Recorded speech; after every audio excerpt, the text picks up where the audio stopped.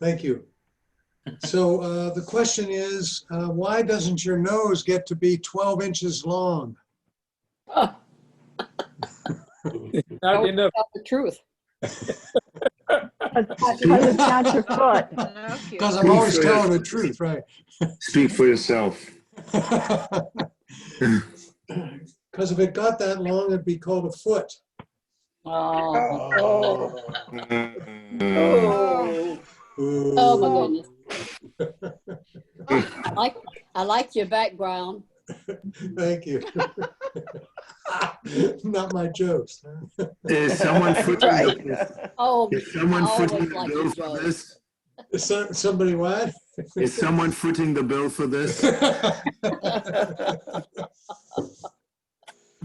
Okay. I'm going to mute everybody. And then if you have a question or something, turn off your microphone. Okay.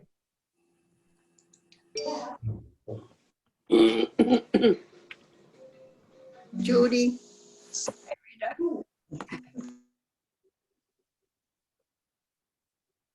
Didn't catch you before. Could you turn up your volume a little bit? It's a little hard to hear you.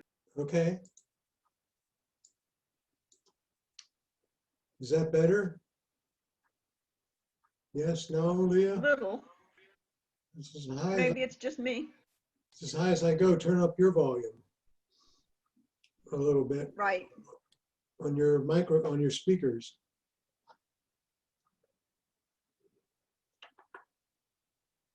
Last time we were talking about Safari, right? Was one of the things we talked about. Let me get my iPad rolling here.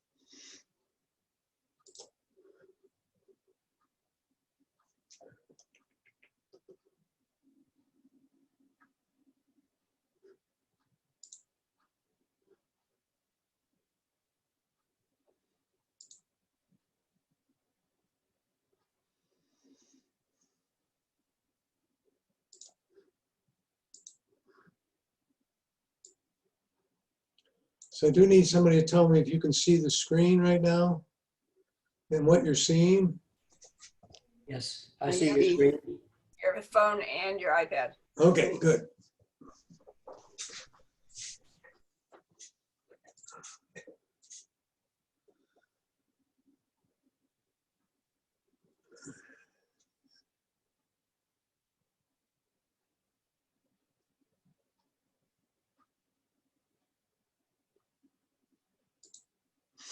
Okay, we got everybody. We were talking about Safari, right? And where we had left off was we were talking about tabs. So I'm going to open Safari in both of my devices. Okay. Let me go back here.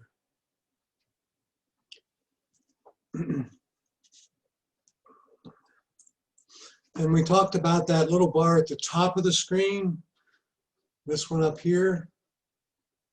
And we said that's the address search bar. So if I put in an address up there, for example, if I put in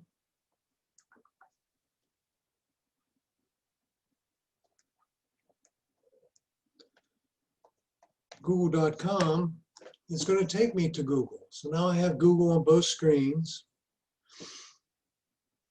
And so that's the address search bar. We talked a little bit about the share box, this one, and it's right here on the iPhone. And one of the things I want to show you about that was if I go to a website, and let's say I went to the Library of Congress, I'm doing that on my iPad.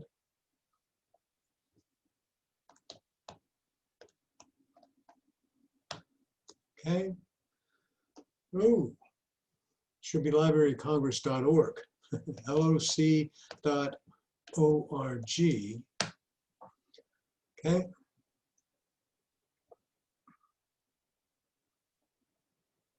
Come on.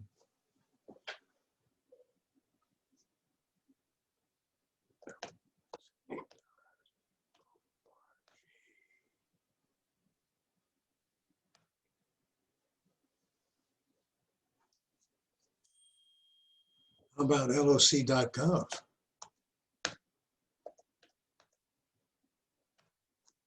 That's better. Okay, so now I've gone to the Library of Congress. And let's say I use that website a lot. I do a lot of research on what's going on in the information that the Library of Congress has. And I want to be able to get to that site very, very quickly.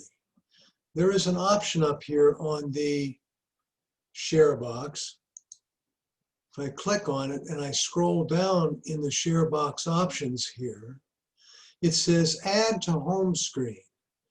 Now what that will do is it will create an icon on my desk, on my home screen, that takes me directly there. Takes me directly to, so I click on that and it says I'm going to call it Home Library of Congress and add. And now if you see it here, I have an icon for the Library of Congress as one of the apps on my home screen. Now it's not an app, the Library of Congress, it's a website. So it opens Safari and takes me to that website. Kind of a cool feature if there's a website like maybe one of your banks or something like that. Unknown caller. Call from 19413207423. Could you hold a minute? I think that's somebody for the class.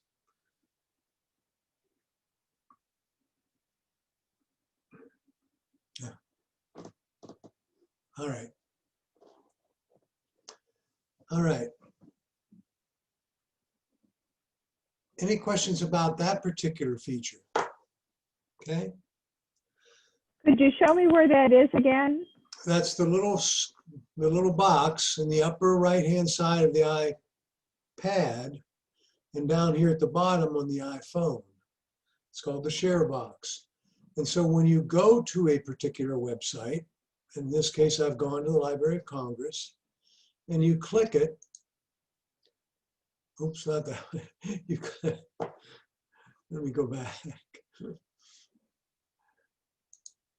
And you click the little box, you can scroll down in that box and says, we'll talk about bookmarks and favorites in a minute, but you can click add to home screen and it will add an icon on your home screen that looks like this for the Library of Congress. It will be different depending on the website you're at. And then you tap add.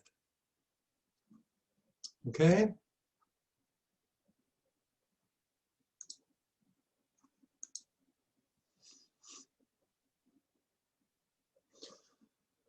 The last time we talked about these little guys down here called tabs.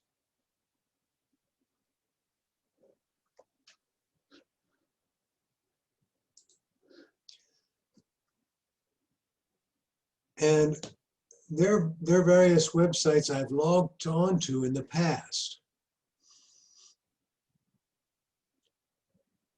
And that I didn't stop from running. So every time I add a new one, it adds it here. So there's Library of Congress, here's Google, here's Bing, here's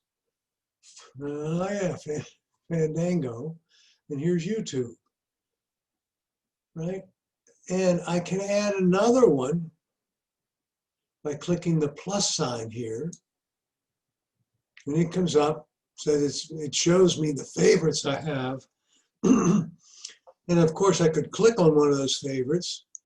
And now that particular tab, I'm talking to the Bing home site. And now this particular tab, I'm talking to DuckDuckGo. So now I've got YouTube, Fandango, Bing, Google, Library of Congress, DuckDuckGo, and Bing again. So I'm talking to all these people at the same time. And the last time I may have mentioned to you, you could have a whole lot of these. And if you've never cleared them, they just go on for a long time. If you want to see how many you have, you click on the double boxes up here. That's where it is on the iPad. On the iPhone, it's down here in the bottom. And when you click on that, it shows you the various tabs that you have open, or the various folks you're talking to or communicating with over the internet at the same time. And you can click the little X to get rid of them. And when you click done, it will take you back to the main screen. And now you'll see I've reduced the number of tabs or items I'm talking to. Okay, so far so good. So that's working with tabs. But what do you mean by items I'm talking to? Well, I'm talking to Google, Library of Congress, DuckDuckGo, and Bing. You mean by that they're live, They're live. They're the ones that are currently open? open. Okay.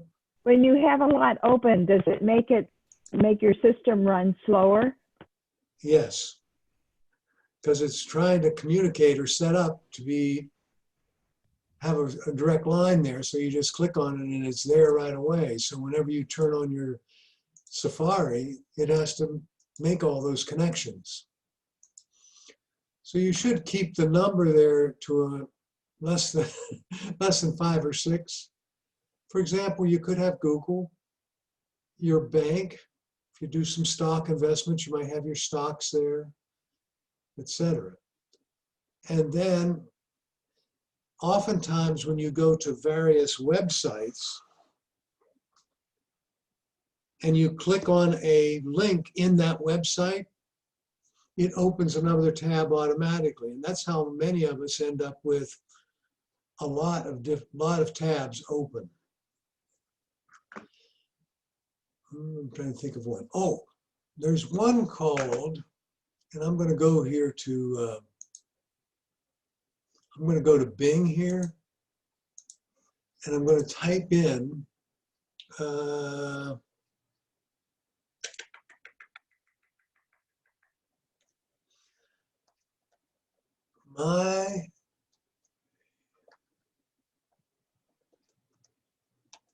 Everybody do that. Go to either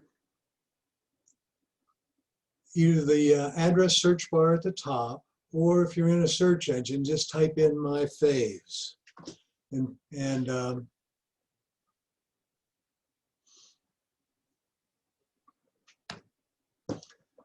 it says all my faves is where you want to go to. So I'm going to go to all my faves. And this is quite a good website. It shows you, this is like an index of favorite websites. And what it shows you is, for example, for using maps, it shows you the various programs you can link to use maps. Here's the various programs you can go to for search engines. Here's the various ones you can go to for news. So if I wanted to do shopping, there's a link for Amazon. And if I click on that link, it opens Amazon. And then at the top, I can go back to Safari. Okay.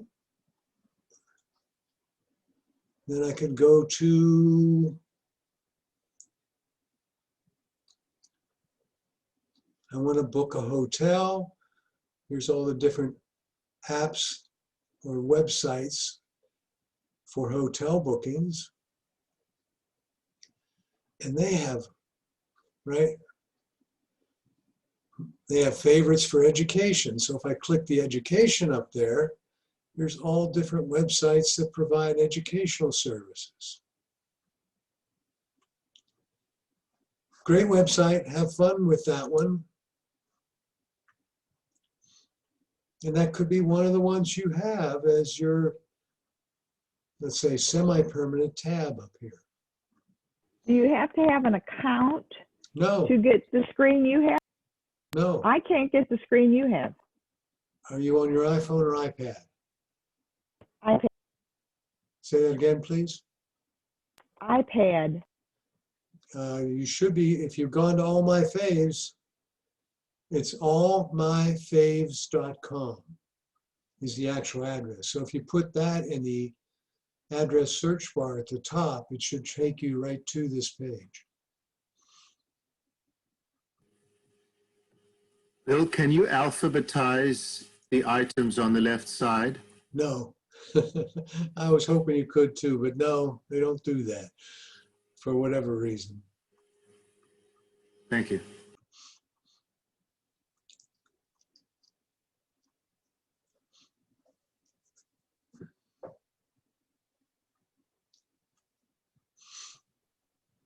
Bill? Bill, Yes. I How do I have, there's a tab on the top that says sort by ABC. So maybe you can alphabetize it. Where does it say that? Connect, join, log in, games, categories. Oh, I'm sorry, lower. Lower? Yeah, right there on that line, go all the way across. Okay, wait, Oh, too fast. there. Sort sort- by ABC. Let's see if that what happens there. Hey, thank you. They've added that feature. That's wonderful. Thank you. Yes. Good one. Okay.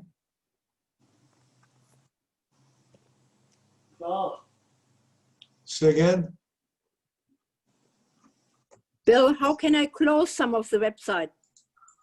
If you wanted to close one of these up on the bar at the top, if that's what you're talking about. No, on the list underneath. Oh, you can't close those. Those aren't open. They're just links to those websites. Okay. Okay, so they're not actually open. Bill, do they update those sites occasionally? In terms of what's there, Yes, it's supposedly what's there is by usage. that's what I guess I'm getting at is usage might change. Yes, They delete some and add others, or is that pretty much stock? that's what I've been told. So I'm, Okay. although, you know, they usually end up being about the same thing unless someone new comes on the scene.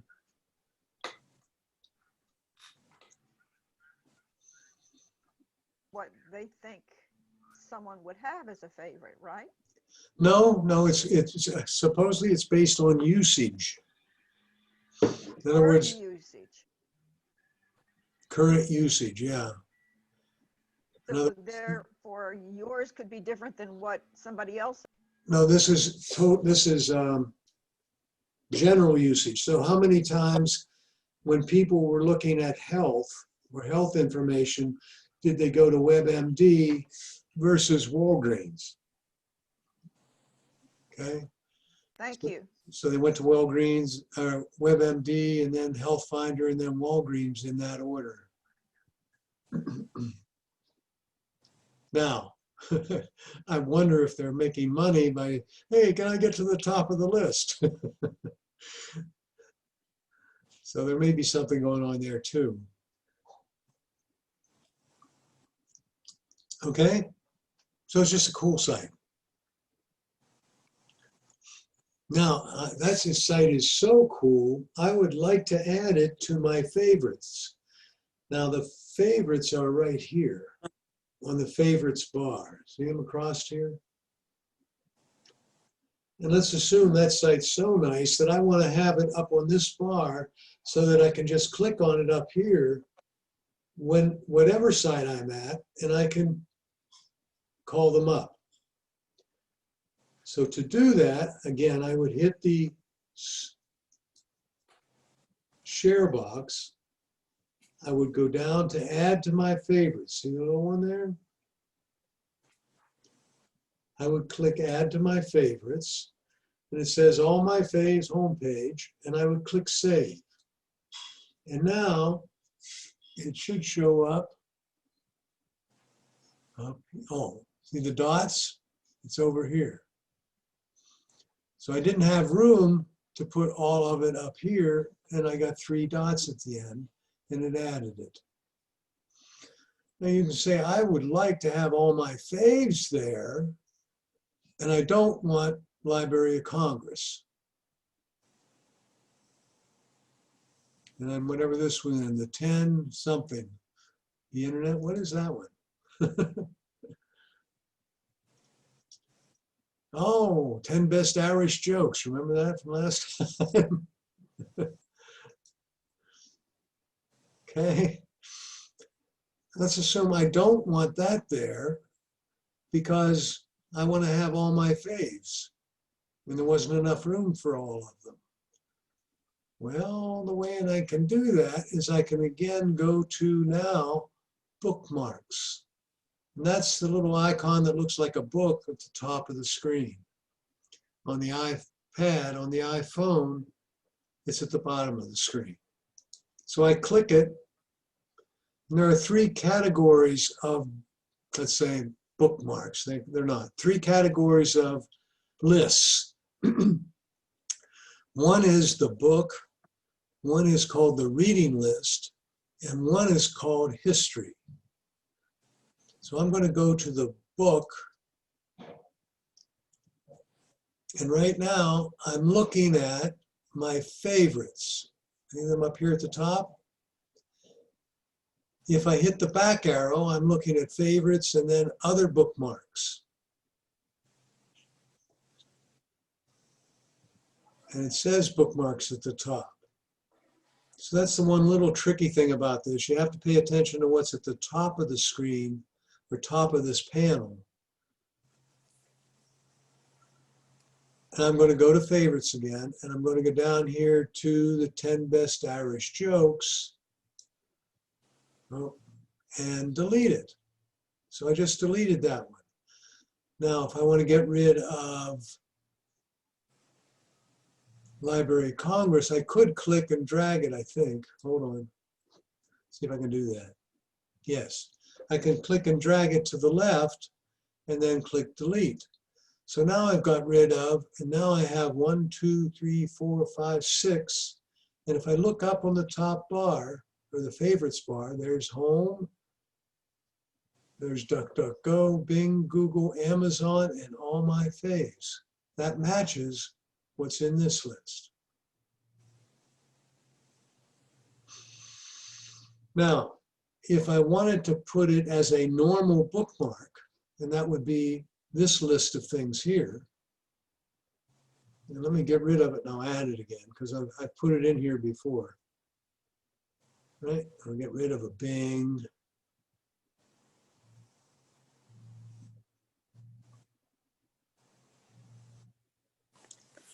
All right.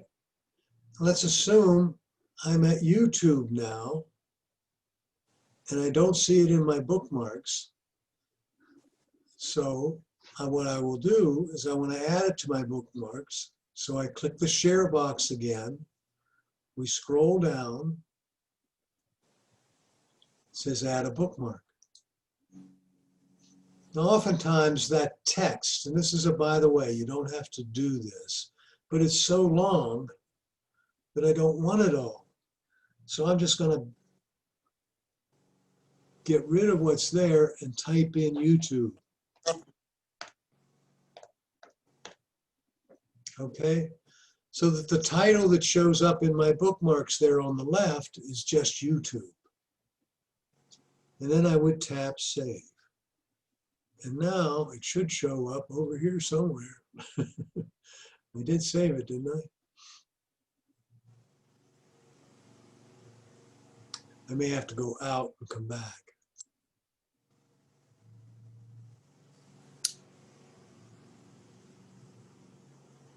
I don't see it there. You're not clicking on favorites. It was there when you went to favorite.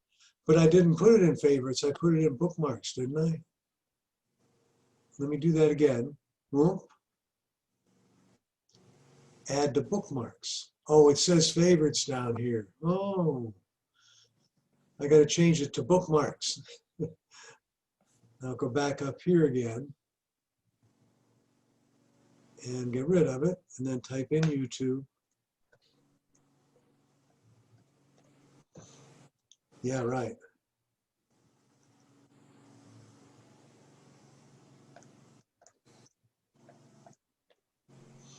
And now save. And there it is in my bookmarks. Bookmarks is the general category. Favorites is a subfolder in bookmarks. Is the way you need to think about it. Okay, everybody? Any questions about setting that up? So now we've done three things with our website we're at. We've made an icon on the desktop or on the home screen. We've made an entry in the favorites, so it shows up on the favorites bar. And we've made an entry into the bookmarks. Bill, in your bookmarks to the left side of your iPad screen, tell us again what the clock is on the far right. I'm going to get there. Oh, coming up. Okay, thank you. I'll go there right now. If you tap the clock, it shows you the history of where you've been. Okay? Yes, thank you very much. So it's just, hey, on Friday evening, I went to West Coast Grapples With and ABC News and News Today, and so that was last evening. Galapagos Luxury Cruises, South America and Amazon, okay? And then you could click clear and it would, the last hour, today and yesterday. I'll just click today. So now it deleted everything that I did today and it's back to Friday evening. If I click clear and all time, it clears everything.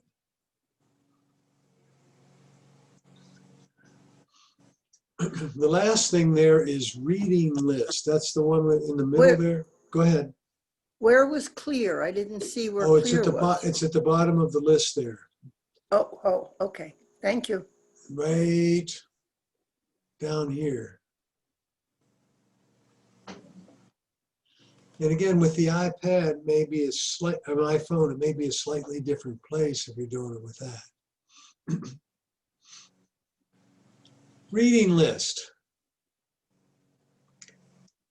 Oftentimes you can convert what you're looking at to a reading list. And you can do that by tapping on the double A there. See the double A at the beginning of the search address bar? If we click on that, and let's go to a site that has a reading list. Let me go to Library of Congress here. Hopefully that has a reading list. No, it doesn't. May have to go to a particular page, maybe. Ah.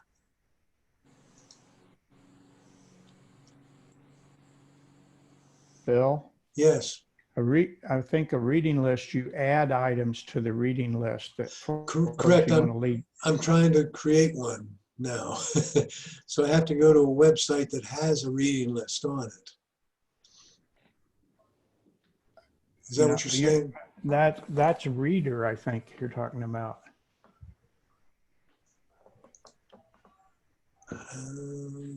Let me add something there.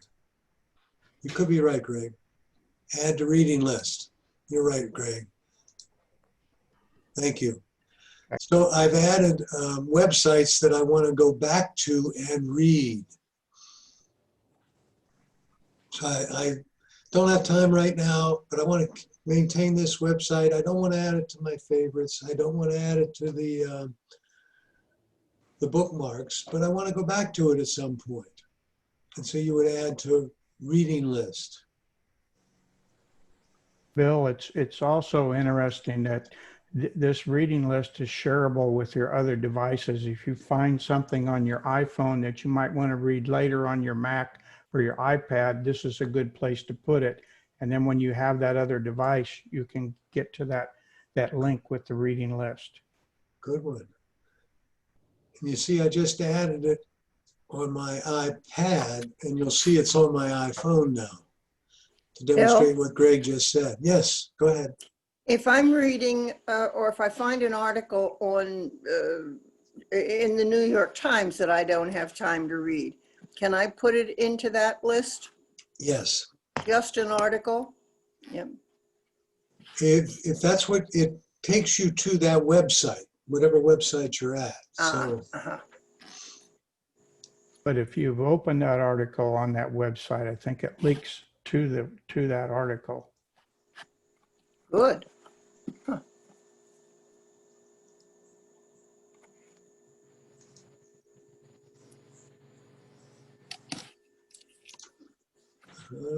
go to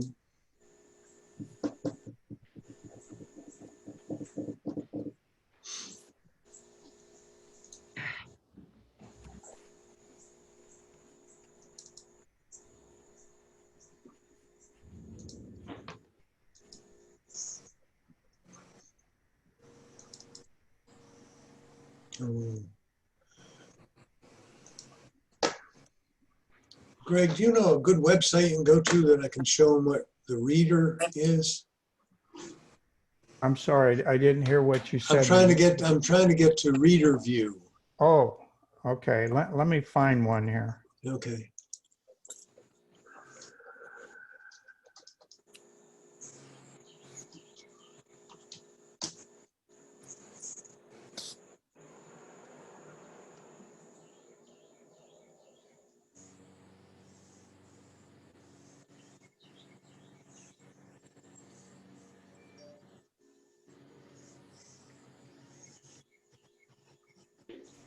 If you go to Google News. Okay. And probably click on anything.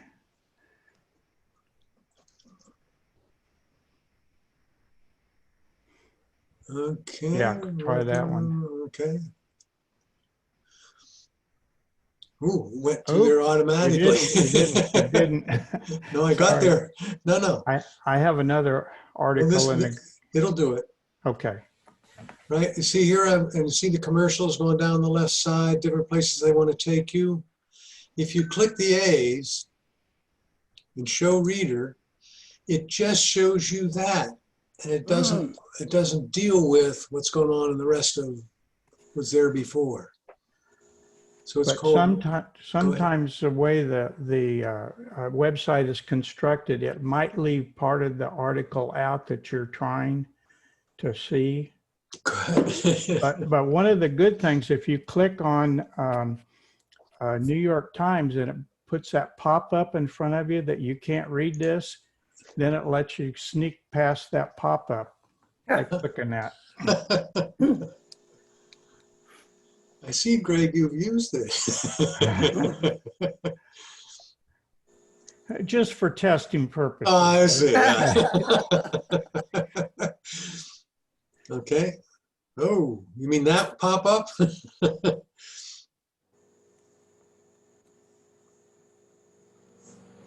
Well, if you've read past your quota for the time, it'll put a cookie in there and give you a pop-up. I see.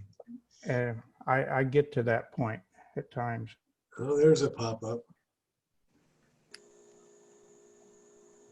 And now I can go to reader view, and now I just have the article. Okay. Good one? Yeah. All right.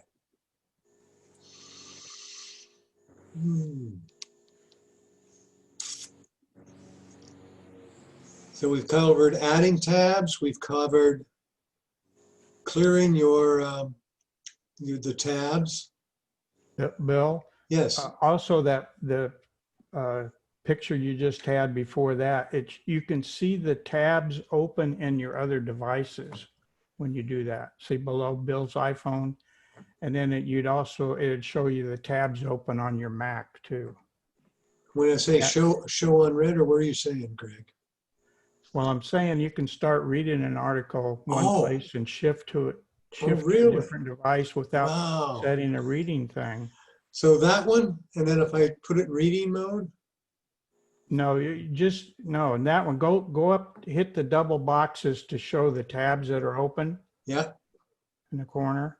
Yeah. And see in the bottom, see it says Bill's iPhone. Those are the tabs on your iPhone that you have. Oh, they are. And if you had it on your Mac, it would show you the Mac tabs. So when you pick up one device, for instance, if I'm reading something on an iPhone and I look at my Mac, it actually puts a link in the dock to get to that article, to open up the app and get. You see all the apps on my iPhone over here? I have all these open tabs. I think what Greg's saying, if I tap where it says Bill's iPhone on the iPhone over here, it's going to show me these tabs. Is that what you're saying, Greg? Yeah, well, I'm saying what's below Bill's iPhone are actually tabs on your iPhone. Those are the tabs. Those on your are the iPhone. tabs, right? Okay. How did you get there again? Oh, I tapped the little boxes in the upper right-hand corner of the iPad. Okay, and it says, now these are the ones I have open on the iPad, right? It says Google, Bob Evans, Facebook. Oh, that one's no, that's a particular site, right? Yeah, it's Google Photos. Yeah, this tracks what's on here. So you can start on one device and then pick it up on your another device right where you're at. As if the world wasn't confusing enough. That's part of the Apple ecosystem. Yeah, yeah. And it's all done through iCloud. Bill and Greg, how did we get to reader view again? You're on a website and you click the double A's? Let me tap here. Yeah, if it is a reader view capable and you tap the double A's and it says show reader view, it will work. Now, sometimes that's grayed out, so it won't get you there. But if I tap it, it comes up with reader view. What happened? Let me go back. And I tap the double A's, and I go to reader view, and there they are. Okay? Okay, thank you very much. It just makes it much easier to read, everybody.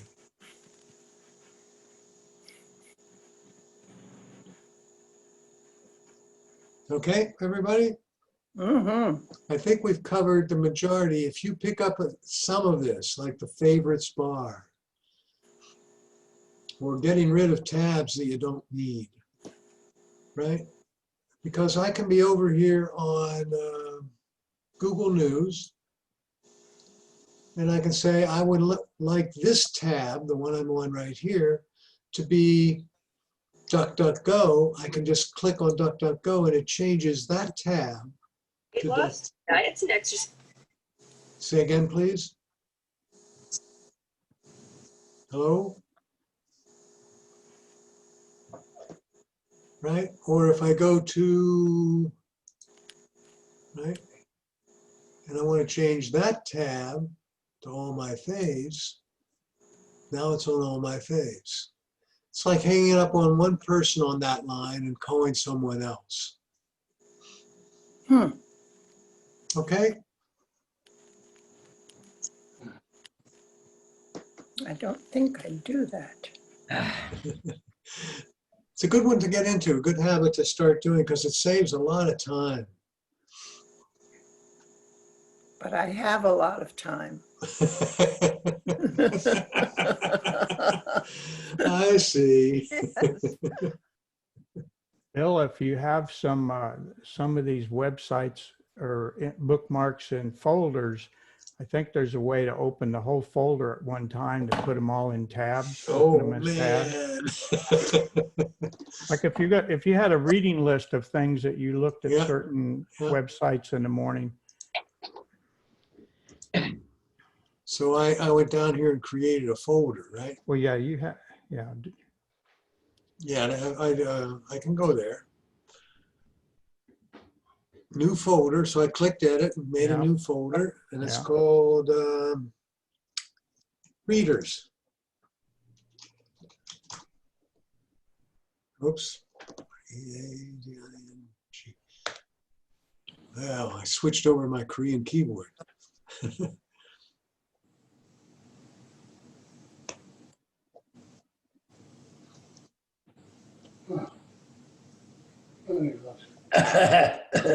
Okay.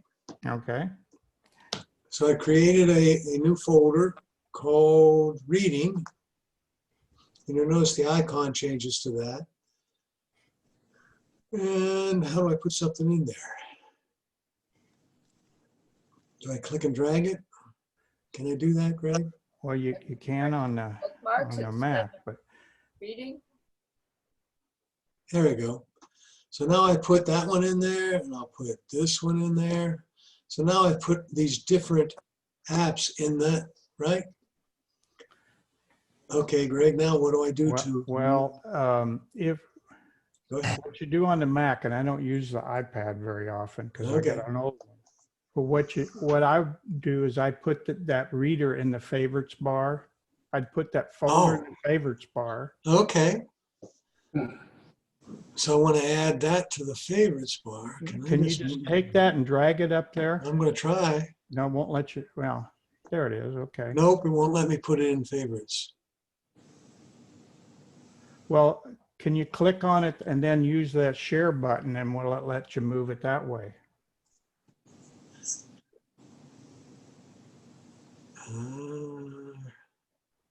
Open in new tabs. Hey, see on the right where it Yeah, says I've got that. Okay. Well, it was going to let you. Open a new tab.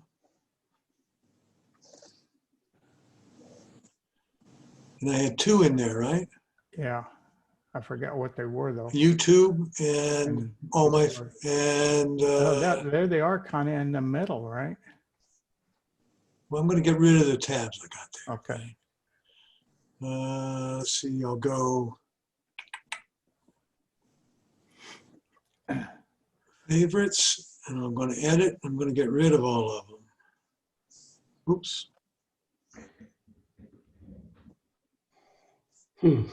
Nah.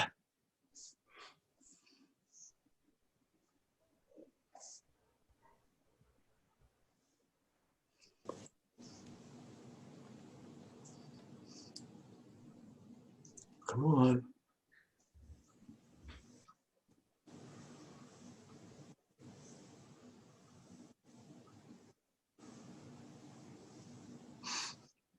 Okay, I've got all of them gone but two. Okay. And then I go back to Reader. Yeah. Open new tabs. And oh, I didn't clear the tabs. Where do I clear tabs, Greg? Okay. By the way, and this is one for everybody, you see the little boxes up there on the right? And I have all these tabs open. See them all? If I click, touch, and hold those tabs, it comes up and says, and I've had people who've had 40 or 50. I even had one person who had over 200 tabs open. Right, and it comes up and says, close all of them. So I'm going to close them all. Now I'll use Greg's feature. I have in favorites down here, if I just tap and hold reading list, open new tabs, and now it opened those two things in my reading list, from my reading list. Now I'll have home and DuckDuckGo open new tabs, and it opened two more. So there's a cool feature there that Greg just introduced us to, and that was if I press and hold on favorites, even if I've cleared all my tabs, I can add them all right back in real quickly. Okay? Okay, but on the Mac, if you have the folder in the favorites bar, Yep. You can do you can that. click the folder and drop down and open them all from there, Yep. which Is cool. so you don't have to open up the bookmarks. They're just, they're just in your favorites. You don't have to drill down as far as we're Yeah, drilled here. Gotcha. Gotcha. I didn't see an option to add the folder to my favorites bar, so I couldn't get it in there unless I go to here. Nope.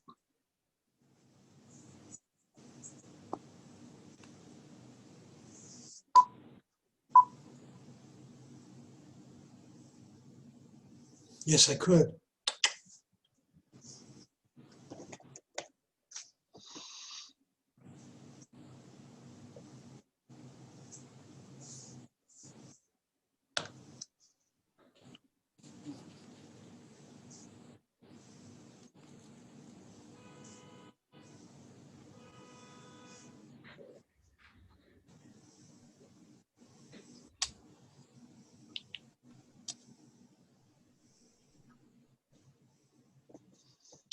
There it is, Greg.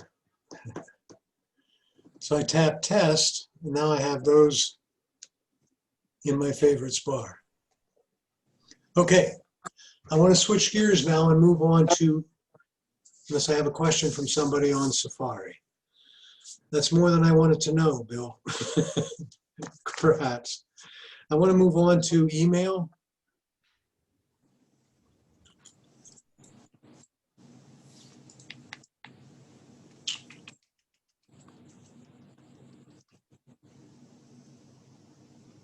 When they close it. Say again.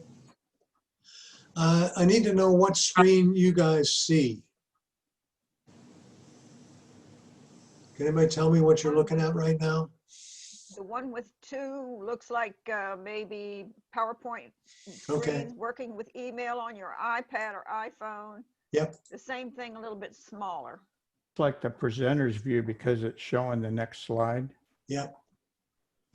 And hopefully I just switched it over. Okay, yeah, yeah. We okay? Got it? Thank you.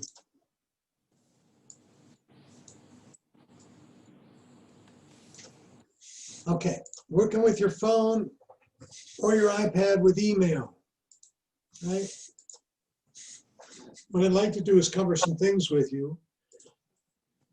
And I'd like to talk about email providers, how email is processed, setting up an account, using your iPad email program, how you do that. And I'm going to focus on using the iPad email program or the Apple Mail program.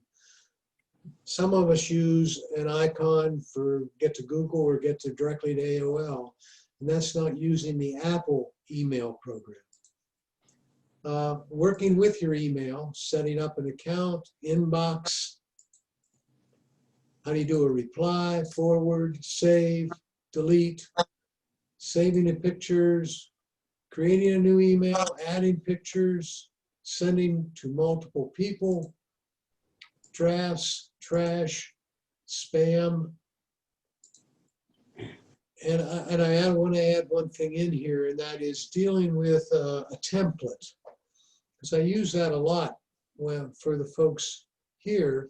I create a template for registering for this meeting. And then when somebody says I can't find mine, I send them that particular template.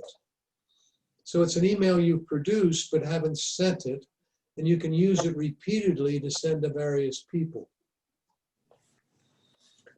So I can't see your hands or anything, but I want to know from you who your email provider is, right? Anybody? Yahoo. Yahoo? Mm-hmm. Comcast. How many of you have say AOL? Turn on your speaker and say AOL. I have Gmail. AOL. AOL. Okay. Comcast. Verizon or Comcast. Verizon doesn't exist anymore because they got sold to AOL. So does that mean if you have an Outlook, Verizon, if you have a Verizon account through Outlook, you have to get it through AOL? And Correct. all your passwords are AOL type passwords? Correct. If you go, what you would do is you would say, I want to set up an AOL account, and you would put in your Verizon email ID. Still have, it's still, my email still says Verizon.net, even though it's AOL. That's correct. Correct. And I also use Outlook.com. Yep. I have Outlook. You don't have that down. Okay. iCloud. iCloud, I didn't put that one on there. And there are a bunch of private ones. People have their own, right? Server. Could have a school email account. Okay, where do you process your email? That's a strange question, but do you process it by going onto the internet? In other words, you go to Safari and you may type in Google or gmail.com and you're going to that particular website to process your mail. You open a browser and then you go to an email provider's server address on the internet.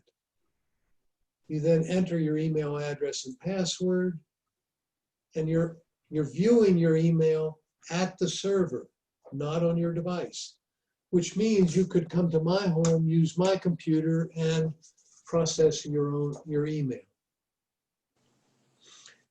You can use an application on your device. You happen to use the Apple application, but you can download applications, for example, for AOL, Yahoo, or Gmail, right? One's called Windows Mail. Mail on your Apple device. There's one called Outlook. There's one called Firefox. And there are other applications, as I said, from AOL, Google, and Yahoo, for example. Now, how does this all work, Bill? Well, something like this. Can you see my pointer on the screen? Yes. No. Yeah. My mouse pointer moving around? Yes. Yes, we see it. Okay. Yes. Here's you, and you're sending an email, and it goes to your computer, or it goes on to the internet and goes up to your email sender's mail provider. So if mine is Gmail, this is Gmail server in the cloud somewhere. Your pointer is not moving. It's not? Yes, it is. Moving. Yes, The it is. arrow is not moving. Smaller one that is moving. The cursor's moving, but there's one on the Although that internet. big arrow's not moving, but the little arrow is the one I'm talking about. Can you see that one? And it's not moving. It is. It is moving. It is. The little one is. Yeah. Could be your device. Are you on an iPhone versus an iPad, maybe? It should be, yeah. I'm on a laptop computer and it's not moving. I see it, but it's not moving. Do you see it now? See it, but it's not moving. Are you talking about the big one pointing on the globe? No, I'm talking about the little one that's just below the globe. No. Huh. Should be there. Okay, I got to go home, but I'm not sure why. Goes to your server, and then it goes to if your server says, hey, this email's for somebody other than Google, it puts it out on the World Wide Web. Right? says, oh, it's for AOL, and it finds the AOL server and sends it, and then now it's available to you by going onto the internet and going to that server. Okay? A little different way to look at it. This is the same thing, right? Irene at company1.com sends an email, goes to that email server. It's not for company one, it's for somebody else, gets onto the internet, goes to company two's server, because that's who she's sending it to, right? They're able to look at it at Mark at company2.com, back to their server, back on the internet, to your server when he responds and goes back to Irene. Some of us use that option to notify you when an email is received, opened. And so when Mark opens it, it comes back and tells Irene that Mark opened it. Okay. Cursor is moving on this screen. Okay, good. There are two types of services being provided. And here's where it gets interesting, folks. There's one called POP03 and one called IMAP. POP03 is the oldest internet messaging, is the oldest internet message access protocol. It was designed to support offline local mail processing. Email is delivered to the mail server, and a remote email client, like your computer, periodically downloads the mail from the server to the user's computer. Once the message is delivered, they are deleted from the mail server, although users can configure it so it's not deleted. So in the case I have in the little icon there, right? This is your computer, right? Right? And you're checking, this is your server, I mean, and here you have a laptop, a work computer, and a home computer. So you have 3 computers accessing your mail. Computer 1 logs on, checks your mail, and it goes up with a mail application on the computer. It goes up and gets your mail and copies it down, leaving it on the server. Number 2, work computer, log on, goes up and gets the emails, brings it down to that computer, leaves it on that computer. Now you have a choice, and we'll get to that at the end here. 3, it's your home computer. You get onto your home computer, it reads down a message, and it says, oh, I'm going to remove it from the server. The moral of this story is, if the home computer accesses your mail first, you will never see it on your laptop or your work computer, because the home computer is set up to receive the email and then delete it from the server. Okay? So that's how POP03 works. And it can get a little confusing, because I've had people who said, gee, sometimes I get the messages on my laptop and sometimes I don't. And that's why. All you have is a laptop, you're going to get your messages all the time, right? That's correct. Either, if it's a POP03, you'll get them all the time. So if you only have one accessing it, you don't have an issue there.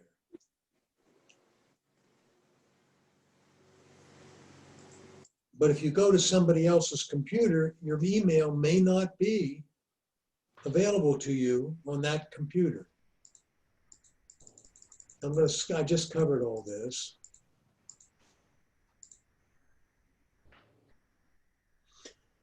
The email does not synchronize across devices, meaning that what you see on one device isn't the same as what you see on another one.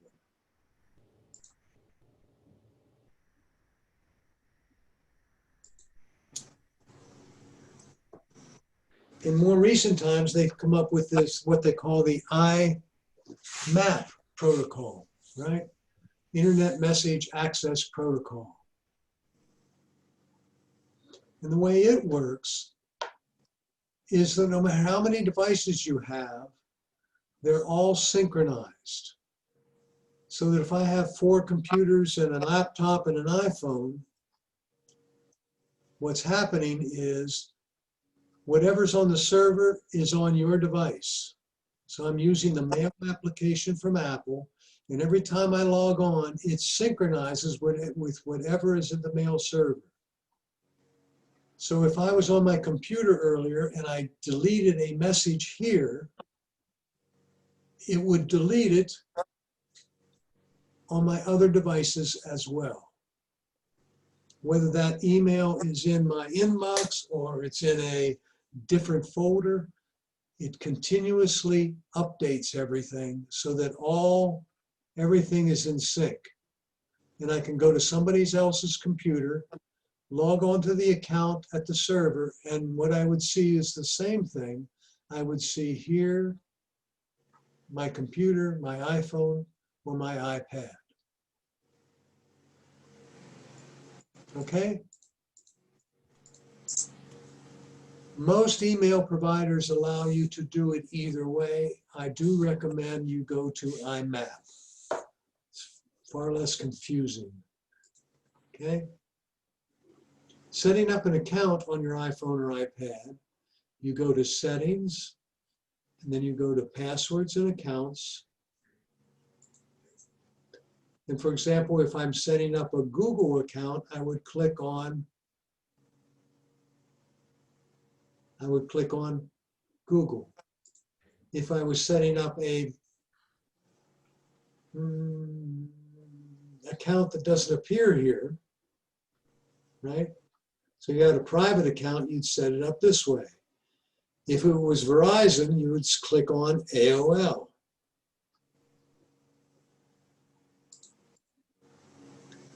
If you had other, go ahead. If you get your Verizon mail through Outlook or one of the others, well, you wouldn't get it through something else, but if you get it through Outlook, you would still click on AOL and set up at AOL? Okay, I'm using the mail application on my computer, on my iPad or iPhone. I'm using the mail application. I'm not using, and Microsoft, I think, did us all a disservice by creating an Outlook.com email and an Outlook application. Yeah. Right? So you could have Outlook.com as an email address. And there's other names for it too. Hotmail, is that what it is? Yeah. Right? And you could have the Outlook application on your computer as well. So Outlook application is equivalent to the Mail application for the iPhone or iPad, for example. Okay? Any questions on that so far? Go ahead. I don't understand it, but go ahead. Where are you using Outlook? Where are you using Outlook, dear?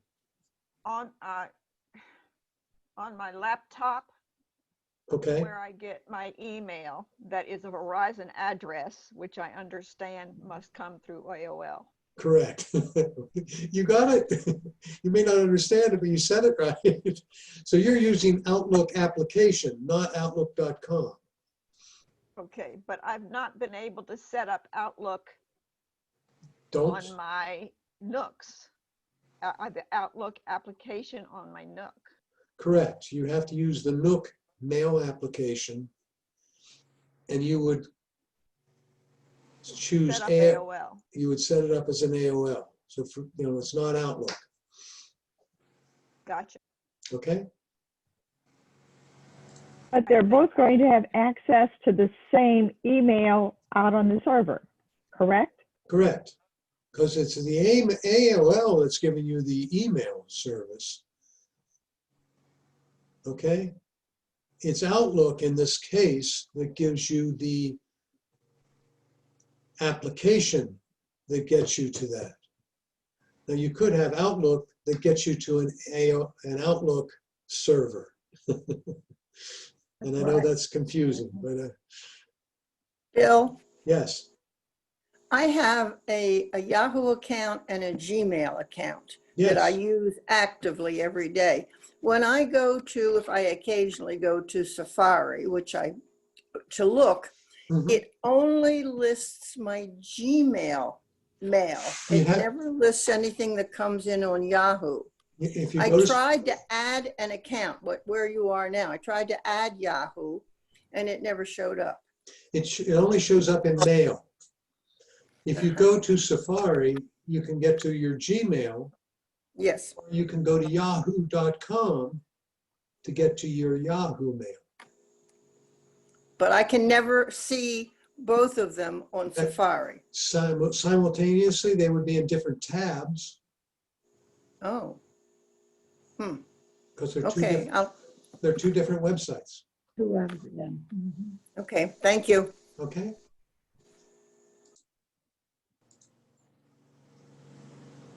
Okay. What is included in that service provided by your email? Right? If you go to passwords, settings, passwords and accounts on your device, right? I would get this on the left. And it shows me I have like 3 or 4 accounts here. And if I click on the Gmail one, it says that's my Gmail account. I have a different Gmail account here. There's my Verizon account. And I have a separate AOL account in addition to just Verizon. Okay? So there's my Verizon account. And if I clicked on it, it says, Bill, you have your email provider, in this case it's Google because it's gmail.com. It's providing me a mail service, a contacts service, and a calendar service, meaning that I have an address book with Google and I have a calendar with Google. If I clicked on AOL, it would show me a different set of things here. In fact, it only says I have inactive there, right? On this one, wtcrow@verizon.net, it just says contacts. So the only thing I'm using that one for is Verizon's has a contact or address book. All right? That's what you send our Zoom account or Zoom information through, Verizon. Yes, I'm using my Verizon address, yes.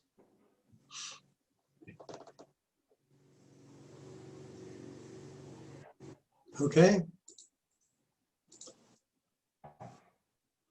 We have many mailboxes. You can. Oh, you have many mailboxes. One is your inbox. That's where everything comes in, right? One for each account. And a lot of us have one inbox for all accounts.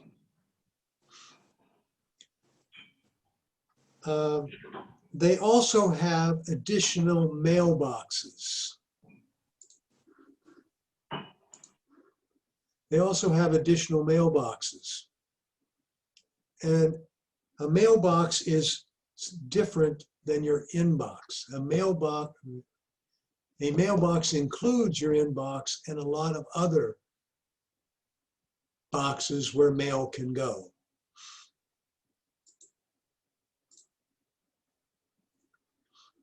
There may be a mailbox called drafts.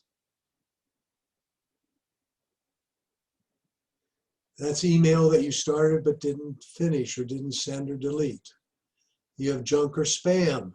That's another mailbox. You need to check this frequently to see if some of your mail got there by mistake. You have a trash, right? That's where your mail goes when it is deleted. Some of our mail remains there until we remove it from trash. Others of us, it deletes automatically after 30 days. Send contains a copy of any email that you send. Oftentimes people say, I want a copy of that, so they send it to themselves. And it just clutters the inbox because you already have it under sent mail. How long does it stay there? How long does it say in send? I think it stays there forever until you remove it. And how do you remove it? You delete it from the send. You go to the send mailbox and delete it. Okay, thank you. Uh-huh. And then there's mailboxes you create. I call them full folders, but they're mailboxes. So when I have something in my inbox that I want to put in my, that I want to keep, but I don't want to keep it in the inbox, we put it in a different mailbox. You know, I was working with Ann the other day, and she has one category in her email program called all mailboxes. And it combines everything she's got, right? And I said, well, we ought to take some things out of there and put it into saved mail. And so I did that. I took it out of all mailboxes and put it into saved mail. Guess what? It was still in both places. And that's because I was looking at all mailboxes, not inbox.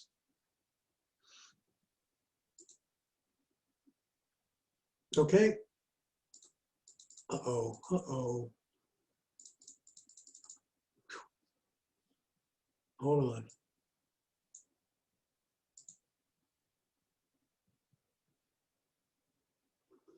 All right, everybody? So that's a brief intro. Now what I want to do is spend some time, and I've got to shift back again. Hold on.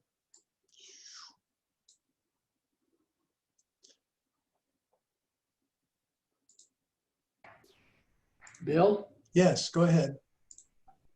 you didn't show which ones are the POP or which ones are the IMAP. Does that make a difference or? No, they're all POP or all IMAP. No, of those you showed us, what are they? Oh, for example, Gmail could be set up to be either way. So there are some people that are still using Gmail as a POP account. And you do that in the settings. Now, I don't know if all of them have that capability, but I do know Gmail does. Most of them try to set you up with IMAP to start with. Some of us may have an older account we've had for a long, long time, and it's working as a POP. There is a way to go into log into your computer and go to, let's say it's yahoo.com, and go into settings, and there's usually some settings in there about POP and IMAP. Okay, on the iPad and iPhone, can we do that also? I think so. I haven't done it. I usually go to my computer because it's a little bigger screen and I can see what's going on. I haven't tried to do it, Jim, on my iPad or iPhone to go into settings. You should be able to get there, yes. By going to Safari and typing in, for example, yahoo.com, and then click on Mail, enter your ID and password, and then go to settings. But I haven't done it.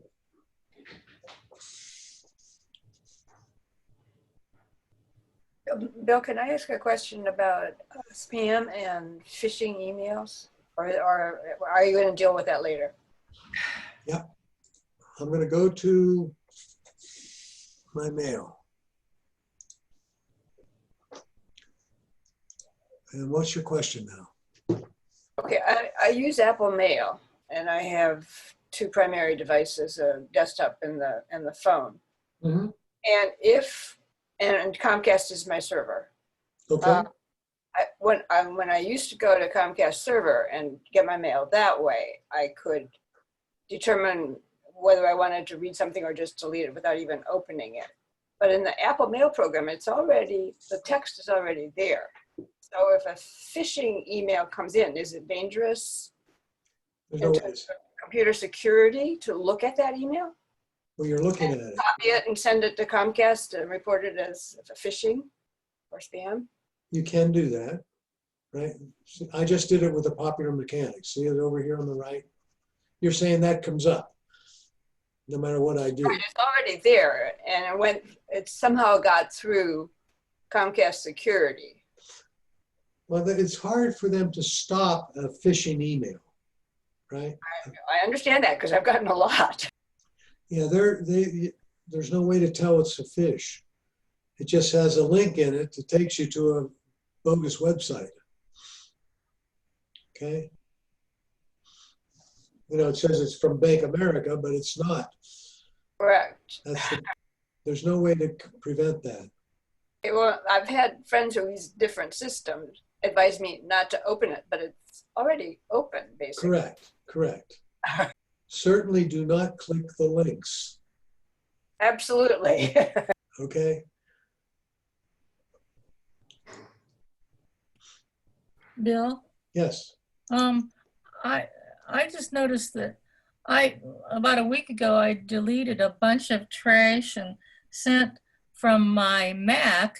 And now as I look at my mailboxes on my iPad, they were not deleted. Apparently when you delete from your Mac, it doesn't delete from your other devices. Is that correct? If it's a POP account, that's correct. Oh, if it's a POP account. Oh. So Okay. you're saying I have a POP account? What's your address? lscashman@gmail.com. It could be a POP account. Oh, wait a minute. You deleted on the Mac? I deleted on the Mac, and now I'm looking and I'm realizing they did not delete on my iPad.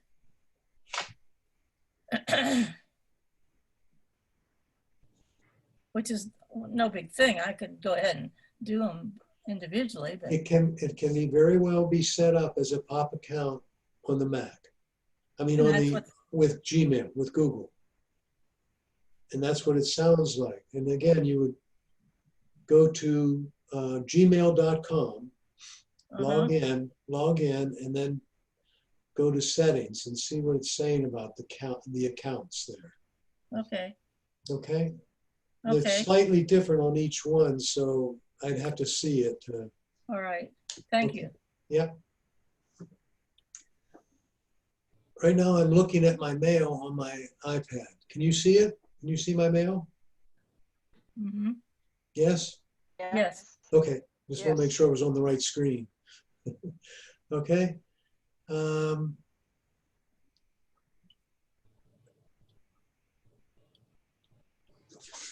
I got to take a break for just a minute. I'll be right back.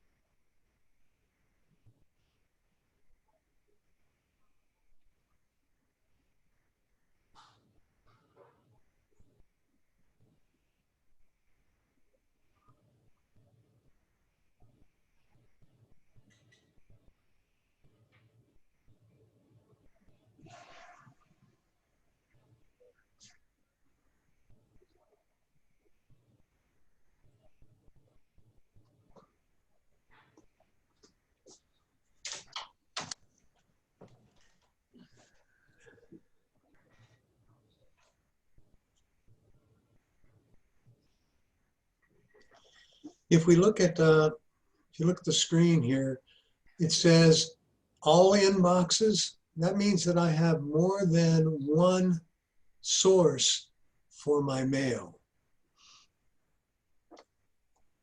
If you scroll down, you can see I have 1, 2, 3, 4, 5, 6, 7, 8 sources of email.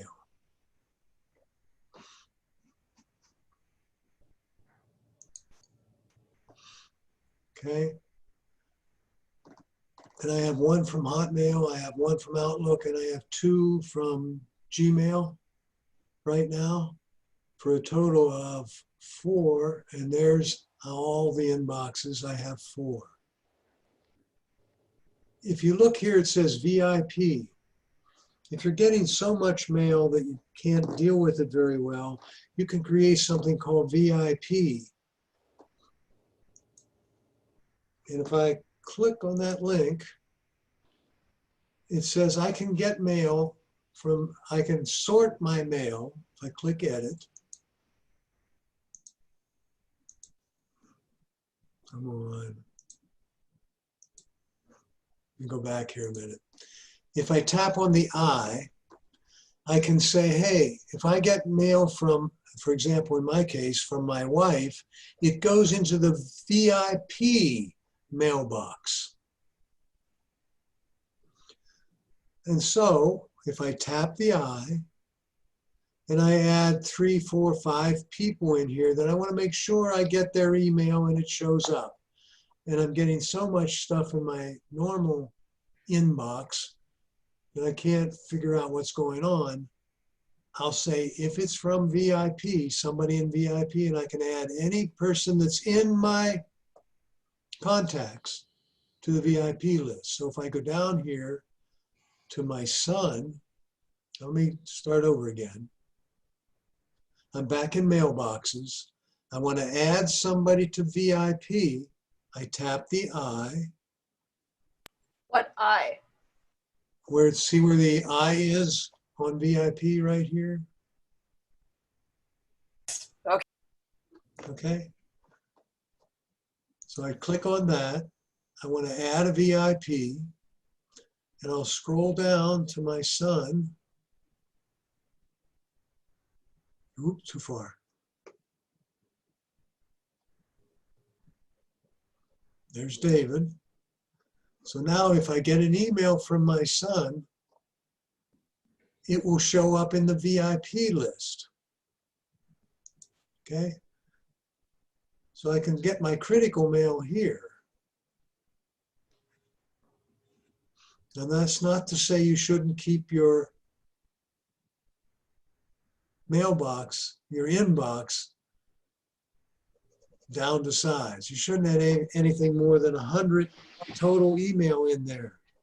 Bill, Yes. how did you add the VIP box in there? If you tap edit at the top, if you tap edit at the top, you should have the capability of adding a VIP. Okay. Thank you. I'm glad you asked that, Bearable, because many of us don't know about that one. Okay. Mm-hmm. Thank you. So what happens if you have more than 100 in your inbox? Everything starts slowing down. And it's tough for you to find stuff. You know, if you're saving it there, after about 200, you're never going to find it again very easily. It just takes. You delete a number of boxes in the inbox. Number of mail emails. in the inbox. I recommend you go to your computer. And for example, in Gmail, go to gmail.com, log into your account and delete it in there. And you can delete 50 or more at a time. Does it count You if can you only put? do that if you have an IMAP. Same thing with the iMac. Go to the iMac and go to gmail.com. But you can only do that if your account is an IMAP or a map, right? No. Top 3. Either way, you can do it on whatever kind of account you have. Does it count if you put like a certain type of a person into a folder? Does that subtract from the 100 or whatever? When you, we'll get to that in a minute. Okay. Okay. I got to go back. Leah, was that you that asked the question? I think it was. If you have a pop account, you're right. You would have to delete it at both places if they're pop accounts. How do you go about doing that if you have a large number? To do them individually? Yep. Take your time. Oh, thank you so much. Well, you can tap edit up here, and then you can go down and click the little buttons. Okay. And then you can click trash. To click all of them at a time. Yeah, you can click a bunch at a time. I'd do 20 at a time or something like that. Just to make sure you don't lose what you've decided to. Okay.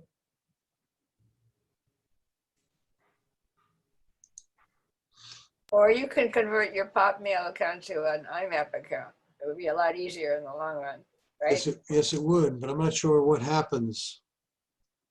They must synchronize when you do that. Yeah, you have to delete the old account, the old pop account, and create a new IMAP one. No, you can do it midstream, I believe. You can change it to a MyMap. Okay, that's not the way an Apple expert walked me through it when I was setting it up on my. Oh, he made you delete the account from where? Right, From well, we were working on my desktop computer, actually. Okay, when you deleted the account from the desktop, not from the server, and then you re-add it, yeah, that will work. That's probably the easiest way, you're right. Well, that's a first. No, it's not. All right. If I want to just look at my unread mail, I could click there for unread. And again, if you don't have unread, you click the edit when you're looking at mailboxes here at the top, and you scroll down to where it says, say unread there somewhere? Yeah, unread. And check that. And it will automatically just pull out the unread ones. Okay. As you can see, I have 220 in trash.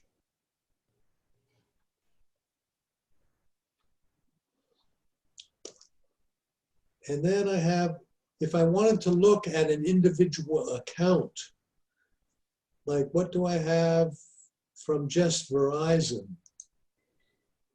There's the inbox from Verizon. I have a bunch of junk there, etc. as well.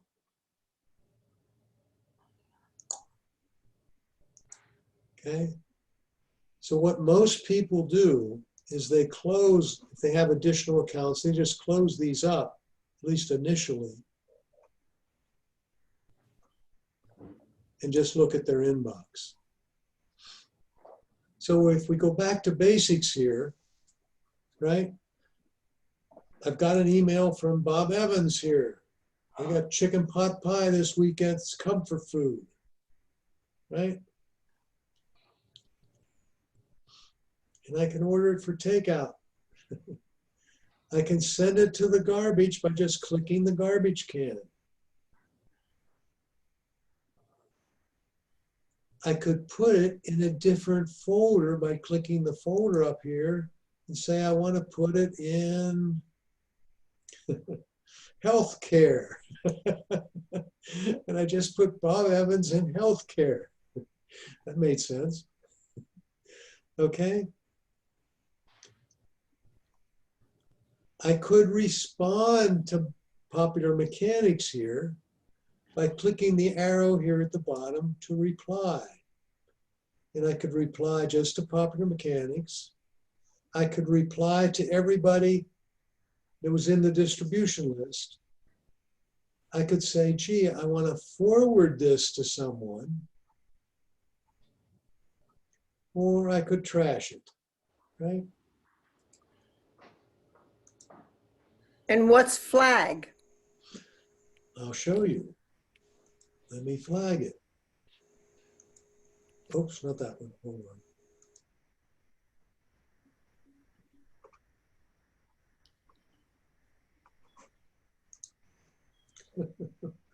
Where did I go here?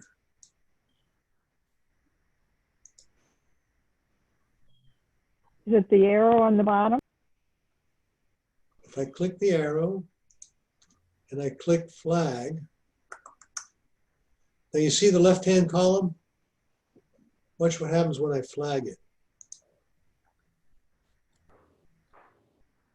See the little flag show up over here? Yeah. And that's what it does. Okay? Makes it easier to find if you report again, right? Right. Oh, okay, thank you. Then I can go back. I think I can just look at flagged. Yeah. So instead of read and unread, I could just look at my flagged mail.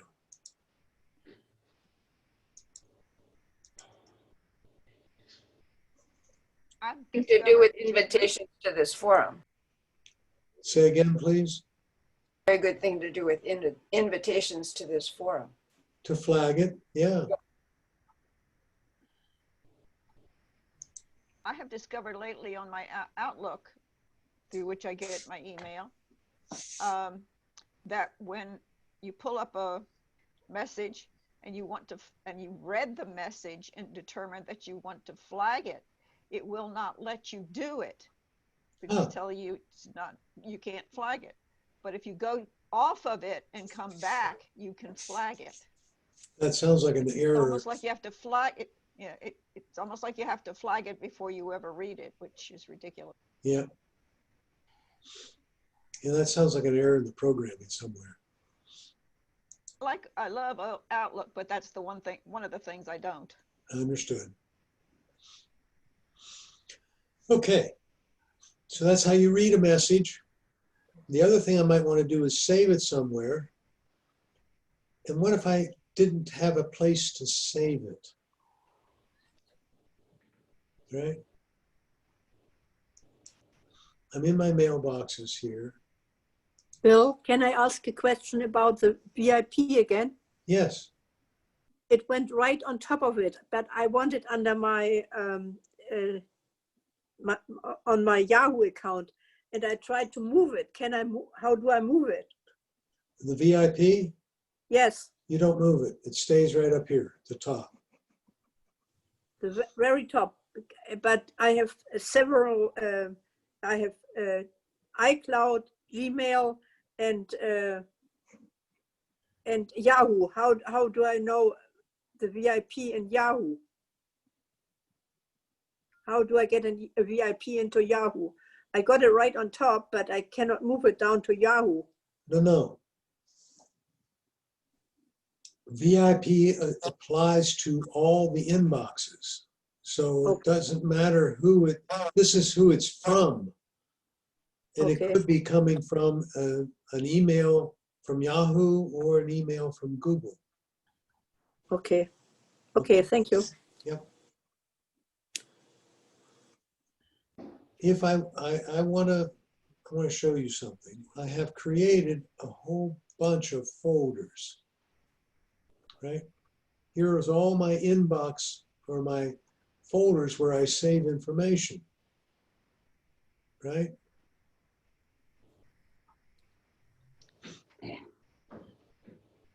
So here I have something from Popular Mechanics, and I would like to save it. I think I have. Let's assume I don't have a Popular Mechanics folder. I don't think I do.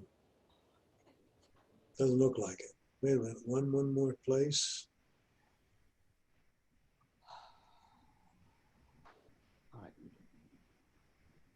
Yeah, I do. See it right here? Well, how did I get all these folders, first of all, right? My goodness, Bill, you have a lot of folders. Yes, I do. If I tap Edit and make a new mailbox, okay, and I'm just going to call it Sample. So the first thing,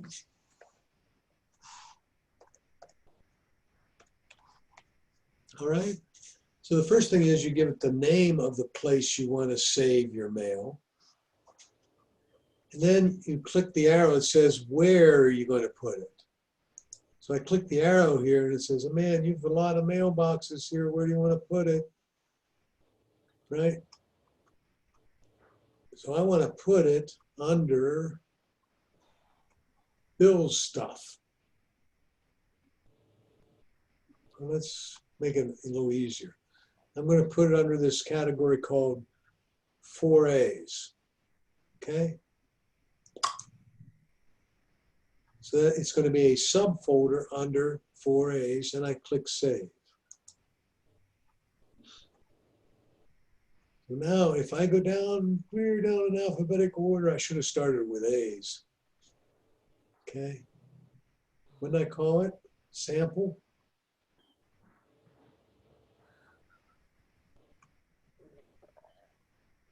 Four A's. There it is, under sample, right? There is the mailbox I created, and it's under, and 4As is clear up here at the top. I have, most of my mail is under 4As. See, there's 4As. Now I have to scroll down. Scroll down, scroll down. I'm at B. I'm at S, J. There's sample. Okay? Now yours hopefully isn't that. And I just click done. And now when I want to put Popular Mechanics in there, I click the folder. And now I have to know where that thing is.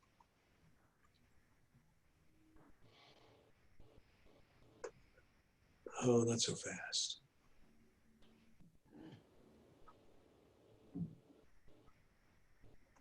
And there's sample, and I click on it. And now that particular piece of email is in that folder. Bill, Yes. how did you get 4As into your Oh, location? I created that to start with. That's a subfolder in something else, probably. Alphabetize the folders. Yeah, the folders are alphabetized by, right? Everything I have in Gmail is under 4As. Okay. And I just said create, edit, new folder. And I want to make it 5As. 1, 2, 3, whoops. 1, 2, 3, 4, 5. And then I click here and I say I want to put that under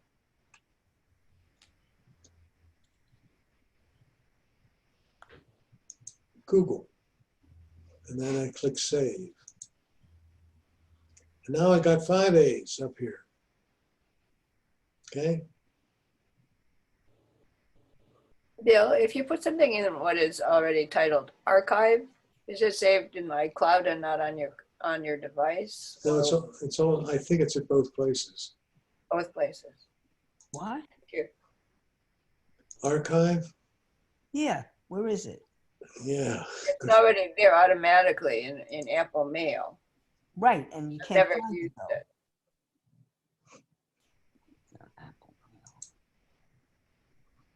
it. See? Huh? The reason I think it's there, if you turned off your iPad, can you go to archive? If you turned off the internet and Wi-Fi and you go to archive, can you get to it? Can you see it? And is there information there? If there is, that means it's on your device as well. I will try that. Yeah. All right. So I want to, so that's what I do with an email that I get. Now I have in here somewhere a picture. There. I have here a little picture that I got in my email. And a lot of us want to save email because there's a picture in it. I don't want to lose the picture, right? So I have a picture here, right? And so I click on the picture and it comes up like this.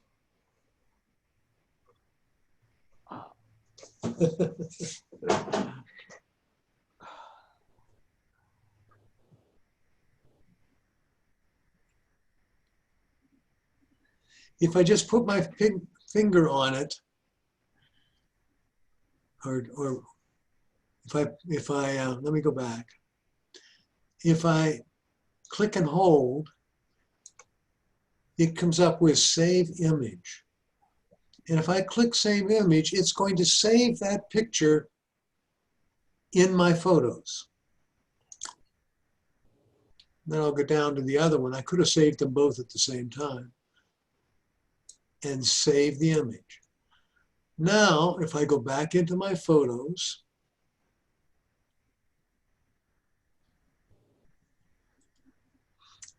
there's the two pictures.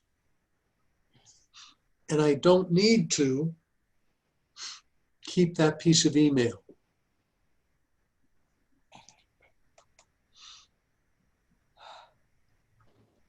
Okay, so now I can do,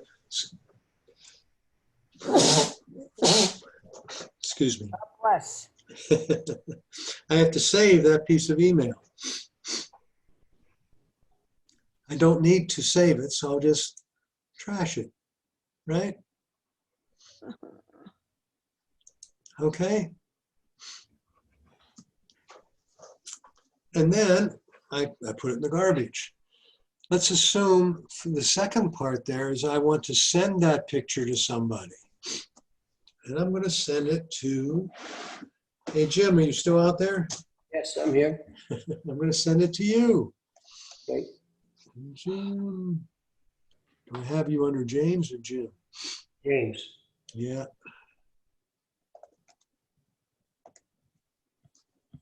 This is insanity. No, it's not. Oh, you heard that. Yeah, that's okay. I'm trying to find something and I can't do it. Oh, so there's James, right? And I'm going to say picture. Now, how do I get a picture in there? Well, I'm going to press and hold down here in the body of the email, and I'm going to press on it. And it comes up with a bunch of things. Select, select all, quote, insert photo. So I'm going to click on insert photo. And I'm going to send him the picture. Okay. So now I have this picture inserted in the photo, and I'm going to send it to him. And it was that easy. Okay.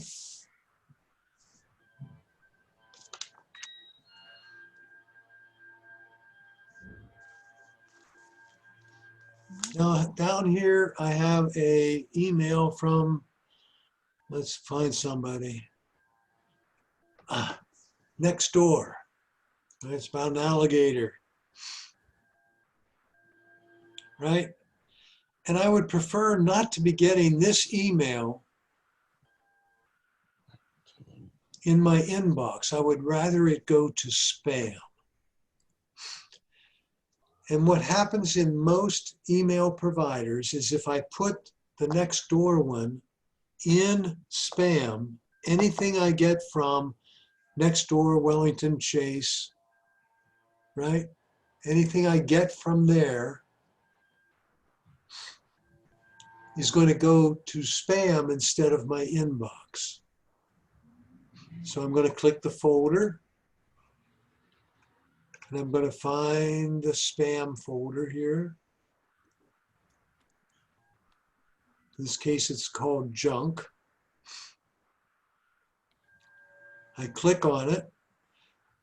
And hopefully the next time I get a piece of email from that address, it will go into spam.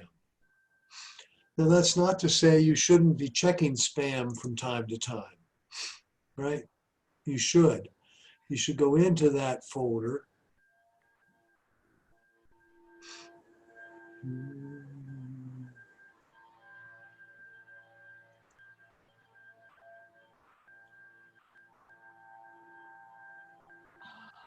Oh.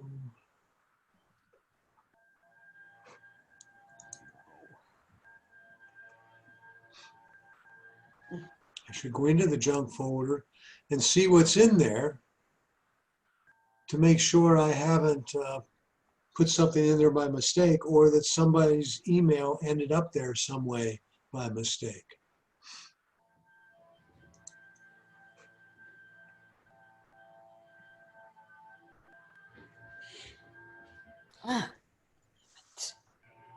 Okay, I'd like everybody to send me an email with a picture in it. Okay?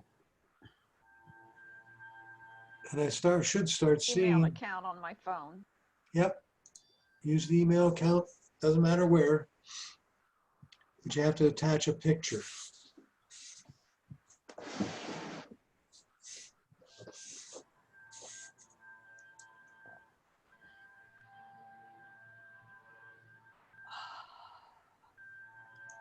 So much message. But if I go out of your website, do I lose you in order to, if I go out in order to send an email? No, you don't lose Zoom. You just go send an email and then come back. Okay. And I've got you on the screen here, so I would see you could get back in. All right, thank you. AD, I got one from you. What'd I get? Oh, that's your daughter, right, AD?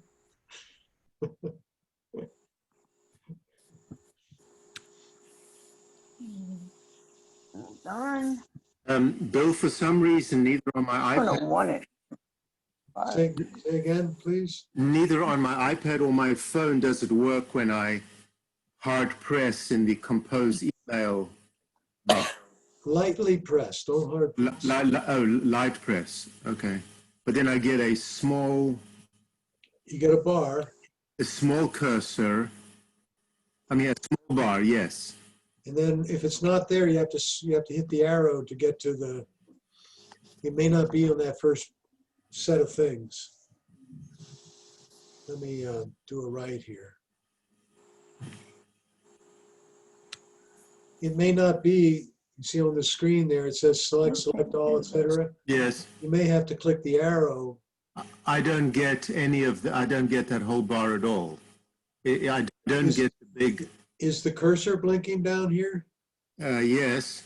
Just tap the screen lightly. Hold it on there lightly, and then lift it off. All I get is select all. That's the only option I get. And you don't have an arrow? No. Wow. And that's on my iPad. I also on my phone, all I have is select all. Is it a setting issue? Are you in an email? Yes. And this is a new message. New message, yes. It says new message at the top. It doesn't say. It should say new message right here. Well, it is the way I normally send an email. It doesn't have the new message at the top. What are you using to process your email? I've got Gmail on both the iPad and the. Right. You're not using the Mail app. Oh, okay. Okay, got it. Okay. Thank you. Yep. Let's see what I got here for pictures. All right.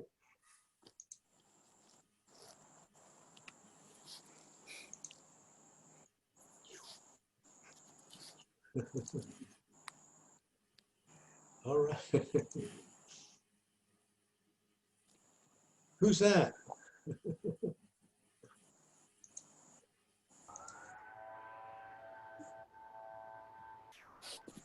I like the expression.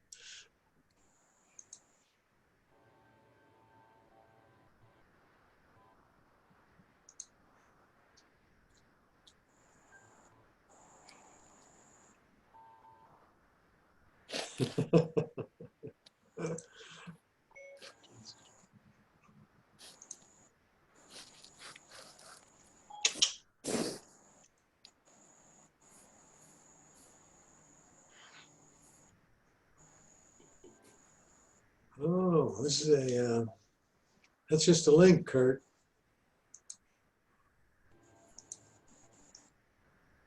Got 2 from Ann.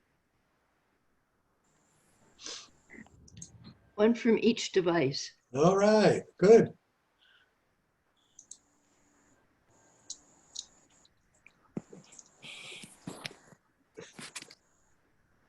Bill, Yeah, mine says select all, add link. I can't. It's got the little arrow, but when I do it, it just goes away. that little black arrow doesn't. Yeah, it disappears then. Hi, Linda. Let me try.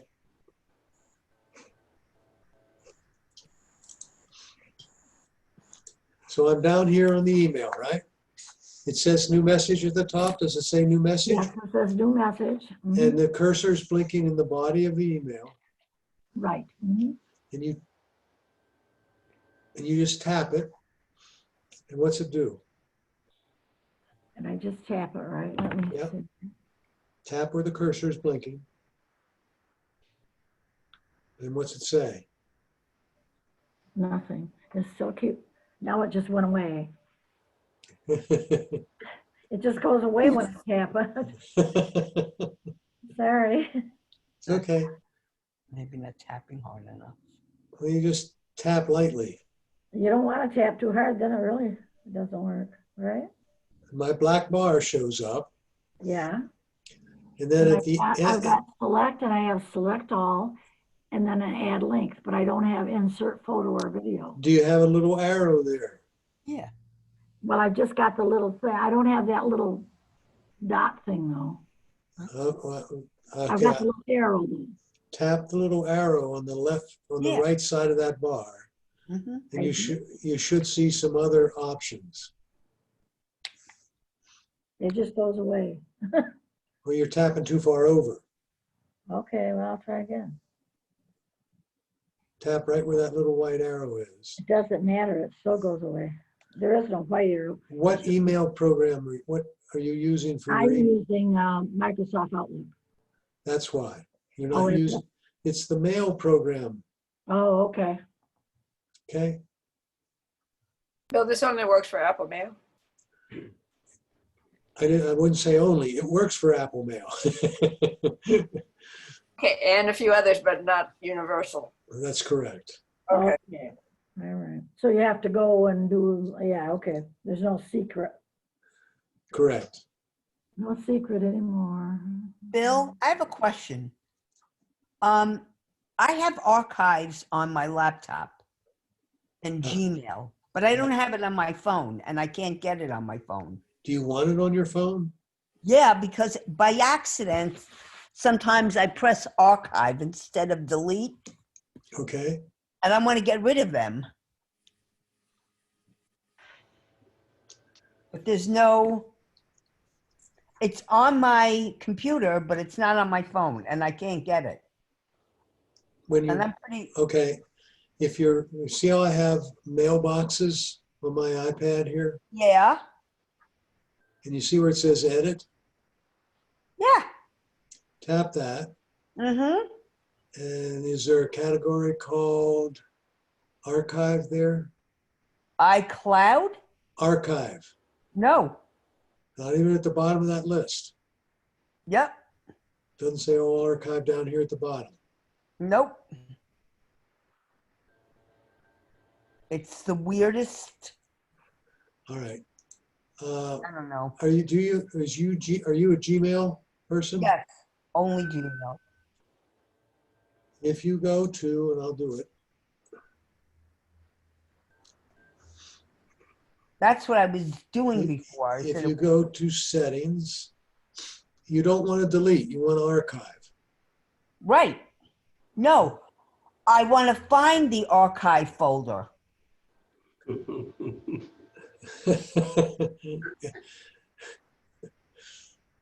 if you haven't been archiving, you don't have an archive folder. I had been by accident. That's why I know. And it's on my iMac.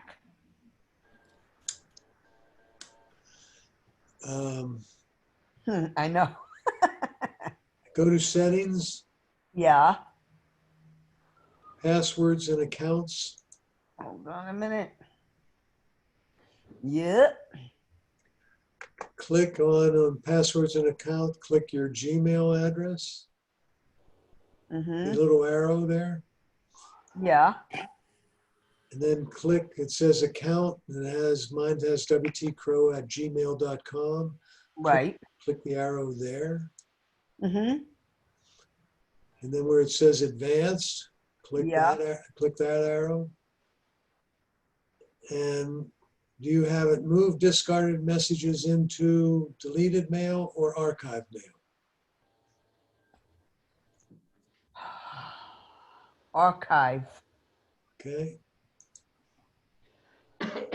So you just change that to, is that what it says, archive on yours? Yes. So you got to have the mail, you have to have the mailbox then somewhere. Right. It's on, as I said, it's on my Mac. Are you looking at this on your Mac or your? My phone now. You're on your phone now, right? Mm-hmm. Okay, tap done. It should be there. Hold on a minute. If you go back to your mail, then what app are you using for your mail? Gmail. No. Okay. I don't know. I don't know. Hold on a minute. I just got it. Okay. Oh. That's why I was saying this was useless. Oh, no. Okay, I finally got it. Yes, there it is. Yay. Good, good. Okay, good.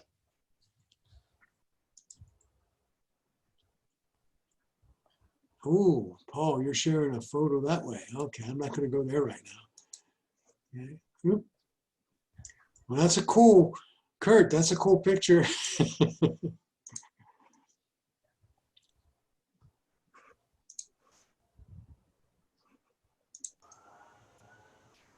Ooh. Oh, I have a question. Yeah. Okay. I'm having trouble. I'm trying to email you on from my iPhone because that's where my photos are. So do I have to go into my photos and then email you? That's not what. Well, you can do it either way. And you bring up a good point, right? Maybe. And that is, I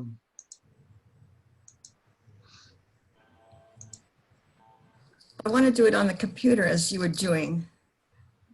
We say to press it and. I'm not sure about the computer now, how that, I'm limiting the discussion to iPhone and iPad here. Okay, I'm on my iPhone, okay.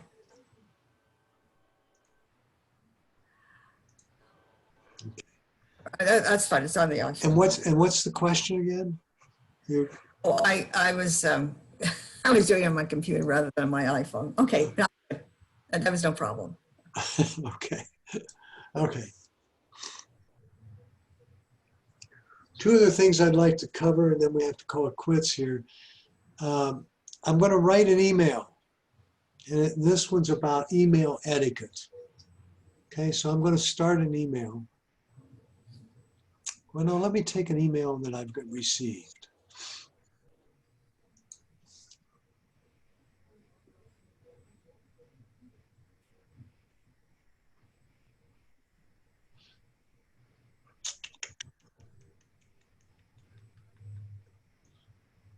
I'm going to take Ann's email shot here, and I want to forward it to somebody, right? So I click the little arrow down here, and I click forward.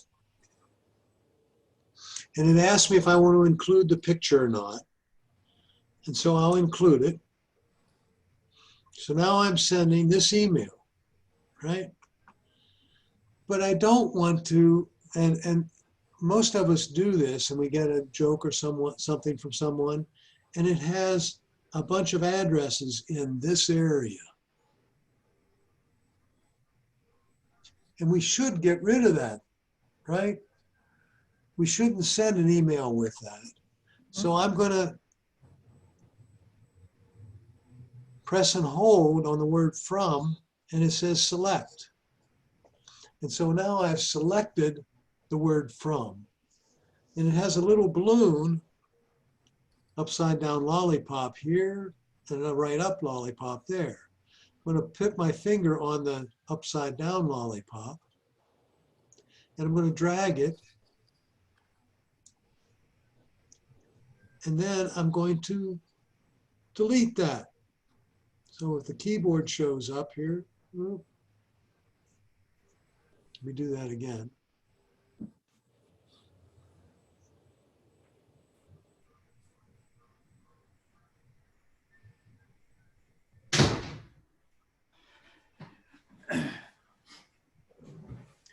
And I'm going to cut it. So now that text is gone.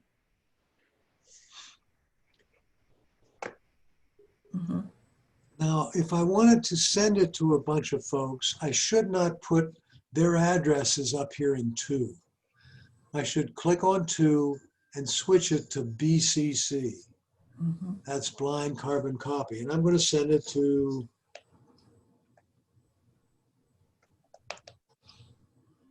Bill Crow. And I can send it to Ann Ross. And I can send it to a bunch of other people. And therefore, the addresses don't show up in the person, the addresses of all the folks that I'm sending it to doesn't show up. And I'm sure we've all gotten those emails where there was address after address after address bar, and clear at the end was the joke.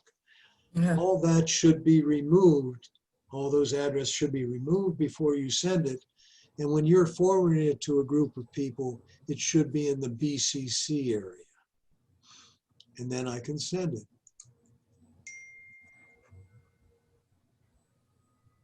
Then I'll go back to the top here, and I've got an email from myself, and it's because it's from me, it shows Ann and Bill, but it wouldn't show up in Ann's email.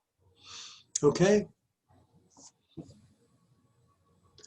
Next time, folks, we're going to start on news and notes, fonts, airdrop, and messages. And I have a really, and I want to cover weather too next time. Since we're getting into the hurricane season, I just want to show you a little snippet. I have a bunch of different weather apps. One of them is called Windy. And I really like this app because it shows you the wind conditions and which way the wind is going, right? And you can see there's a hurricane here out in the middle of the Atlantic. Right? Is that a purchased app or a free Nope, one? this is a free one. Thank you. All right. But that's a little snippet. By the way, you can look at thunderstorms and it will show lightning from a satellite, right? And it would spark up. You'd see a lightning bolt from time to time. Well, what's the best app for tracking tropics? Tapping tropics, Atlantic hurricane.